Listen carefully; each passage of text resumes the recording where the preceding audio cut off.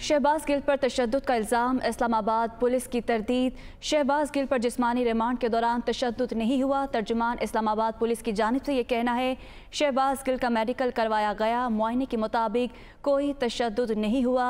अदालतों और मुअज़्ज़ज़ जजेस ने मेडिकल का बाकायदा मुआयना किया। तर्जुमान की जानिब से ये कहना है तो शहबाज गिल पर तशद्दुद का इल्ज़ाम, इस्लामाबाद पुलिस की तरदीद की गई है।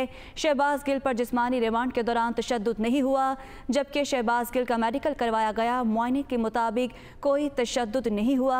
अदालतों और मुअज़्ज़ज़ जजेस ने मेडिकल का बाकायदा मुआयना किया है। तर्जुमान की जानिब से ये कहना है तो ये इल्ज़ाम लगाया गया था कि शहबाज गिल पर तशद्दुद किया गया है, जिस पर इस्लामाबाद पुलिस ने इसकी तरदीद की है। शहबाज गिल पर जिस्मानी रिमांड के दौरान तशद्दुद नहीं हुआ। तर्जुमान इस्लामाबाद पुलिस की जानिब से ये कहना है, जबकि शहबाज गिल का मेडिकल करवाया गया, मुआयने के मुताबिक कोई तशद्दुद नहीं हुआ। अदालतों और मुअज़्ज़ज़ जजेस ने मेडिकल का बाकायदा मुआयना किया है।